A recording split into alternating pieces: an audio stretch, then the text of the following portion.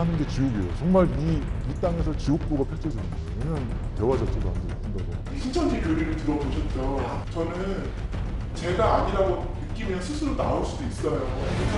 그래서 나와서 제일 나 진짜 아니구나, 아닌 거는 아니구나. 그렇다면 거기 가서 구원받고 내가 영생 9일간의 긴 상담 후 드디어 회심하게 된 황경혜 씨의 심경을 들어봤습니다. 하지만 처음 상담소를 찾았을 때만 해도 반감이 컸었죠. 그럴 수밖에 없는 이유가 있었습니다. 거기서 교육시킨 게 그거였어요. 산속으로 끌고 가서 외딴 곳으로 끌고 가서 이제 감금해놓고 그리고 이제 계속 뭐 정신교육을 시킨다. 사람이 이상해질 정도로. 절대 사인하면 안 되고 절대 사인하면 안 되고 어떻게든 문을 깨서라도 뛰쳐나와서 알려야 된다.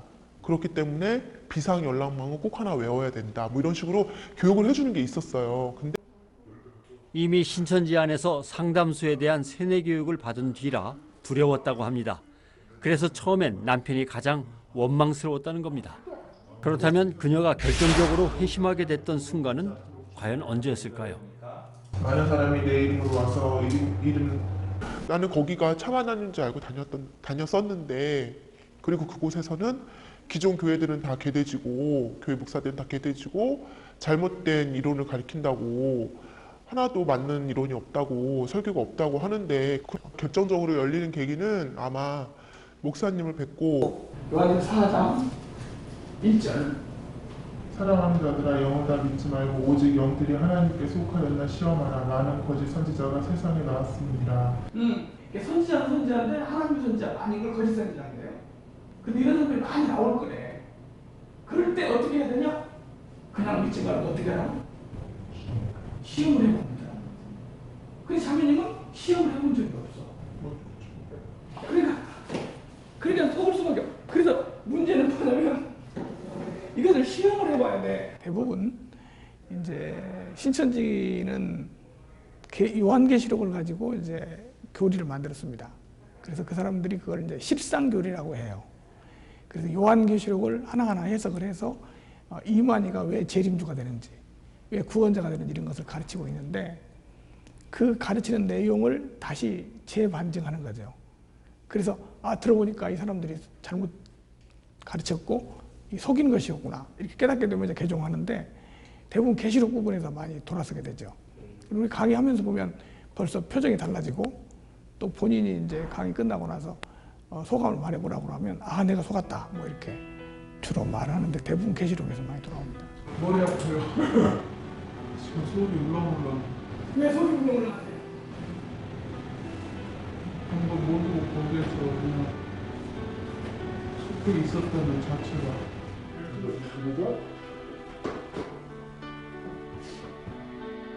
거기서 이 속사람을 생각해라. 그렇게 생각하는 거예요. 그렇게 얘기하는 거야. 이제 마음이 열렸어요. 근데 신앙은 겸손이라고 얘기하는데 그쪽에서도 그렇게 알려줬어요. 신앙은 겸손이라고 얘기하는데 내가 너무 겸손하지 않다는 생각이 너무 드는 거예요. 근데 그쪽에서 가르친 게 영이 다르기 때문에 아무것도 듣지 말라고 얘기하는데 심지어 듣지 말라고 하는 사람들이 신앙을 겸손이라고 얘기하니까 거기서 저는 사실 깨졌거든요. 다른 거 다 안 들렸어요. 많은 이들이 반증 교육을 통해서 진리의 말씀을 접하는 순간 잘못되었음을 깨달았다고 말합니다. 경혜 씨의 경우 남편도 큰 힘이 되어 주었습니다. 9일 동안 곁을 떠나지 않고 함께 상담을 받은 남편의 사랑은 감동이었습니다. 저는 남편한테 속이고 제가 할 거 다 하고 다녔잖아요. 예배도 다 드리고 관리도 다 하고. 근데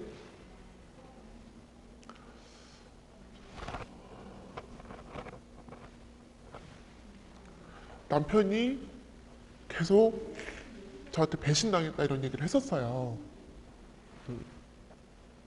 너가 어떻게 나를 속이고 갈 수 있냐 이렇게.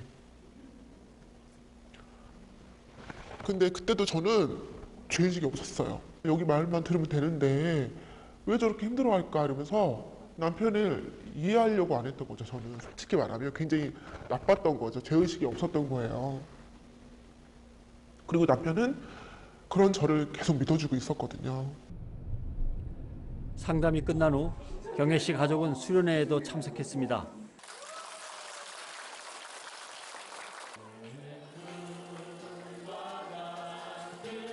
수련회에서 세례를 받았습니다.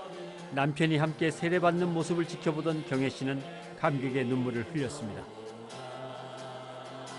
수련회 기간 동안에 2박 3일 동안에 계속 그 말씀 듣는 시간도 물론 굉장히 좀 그 평소보다는 많기도 하고, 그리고 나머지 시간도 그 같은 아픔을 공유한 분들끼리 서로 또 얘기를 해주고 나는 이러이러한 과정을 겪어왔고 그런데 지금 이렇게 나오니까 너무 행복하더라. 이제 이런 부분들을 얘기를 해주시니까 본인이 이제 좀 치유되는 시간이 좀 많이 단축이 되는 것 같아요. 제가 봤을 때는.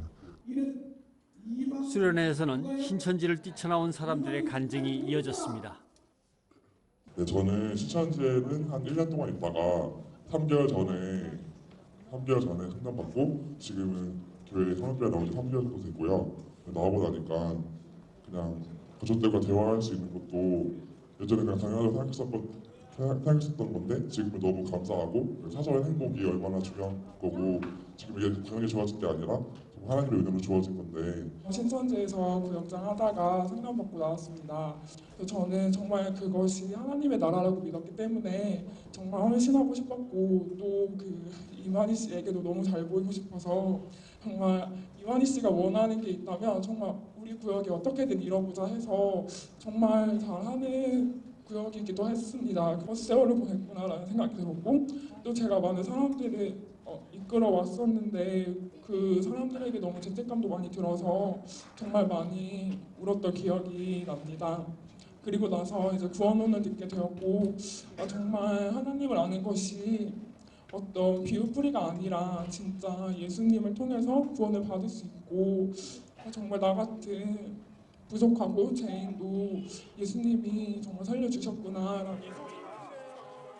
모두들 이곳에서 예수 그리스도의 진정한 사랑과 위로를 경험할 수 있었습니다.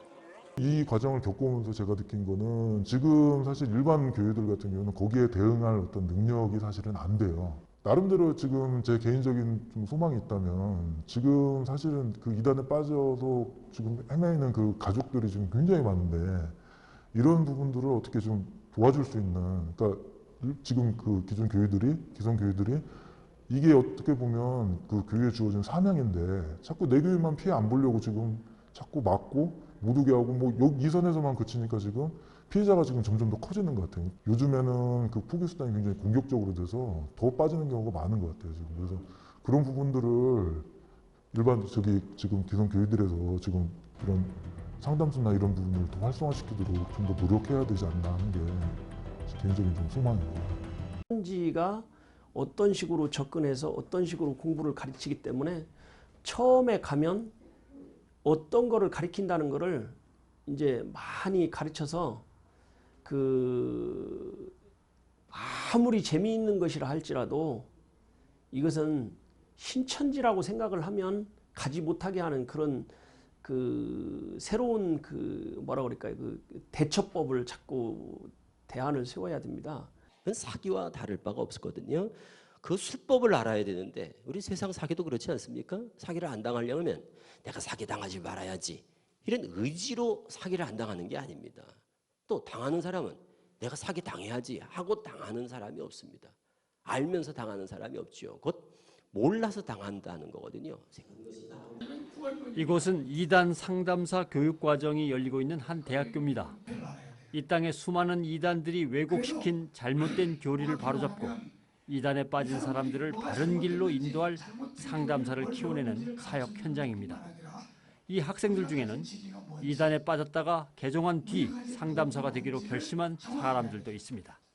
그래서 복음이 뭔지에 대해서 그게 하나님을 믿는 거라는 생각을 가지고 정말 열심히 하시는 분들이 맞는데 결국은 그 대상이 잘못됐다라는 그런 부분들 때문에 그 상담을 받고서 개종을 하면서 그분들에 대해서 굉장히 너무 불쌍하신 분이다. 정말 제대로 그 구원에 대한 내용을 알면 정말 더욱더 열심히 하실 분들인데 근데 다 외롭다고 다 느끼잖아.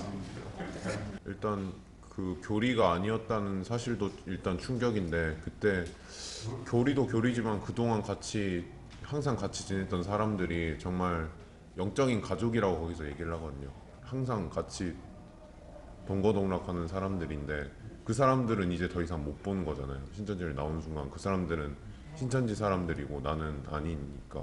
여기서 어떻게 다시 시작할 수 있을까라는 것도 막막했고, 세상에 나가려고 하니 지금 나는 너무 힘든데 또 티를 안 내야 되잖아요. 그래서 엄마 아빠가 물어보는 말에도 대답을 못하고 친구들이 물어보는 말에도 대답을 못하니까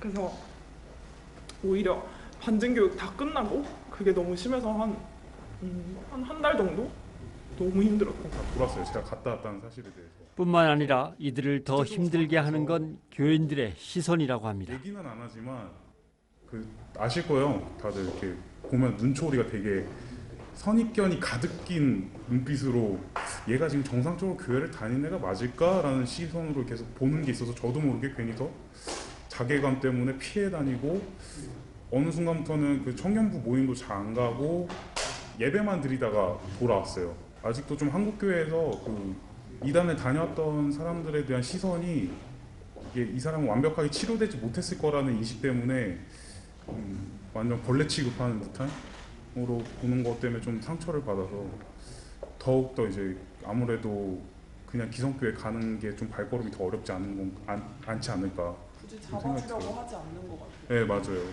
제가 간증을 하겠다고 했는데도 아무런 그게 없어요. 그러니까 우리 교회에 신천지 사람이 있다라는 걸 알리는 것도 꺼려 하시고.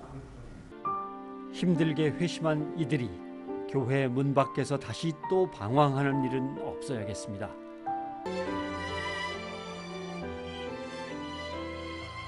지금까지 여러분은 신천지에 빠진 사람들 8부작을 통해서 어떤 걸 느끼셨습니까? 저런 것은 나와는 상관이 없는 일이야. 우리 가족이 설마 저런 거에 빠지겠어? 이렇게 남의 일로만 여기시겠습니까? 이런 방심과 부주의가 신천지로 인한 피해가 줄지 않는 또 하나의 요인이라고 전문가들은 입을 모읍니다. 그리고 또 하나의 문제는 우리가 신천지 공격에 흔들리지 않고 오히려 미혹에 빠진 사람들을 이끄는 역할을 잘 감당할 수 있는가 하는 것입니다. 다시 말해 우리는 얼마나 말씀으로 무장되어 있는가 하는 것입니다. 위기는 기회라고 합니다. 지금 한국교회가 할 일은 말씀의 회복입니다. 그래야 그 수많은 이단들의 유혹에 빠지지 않고 나아가 한국교회를 지킬 수 있습니다.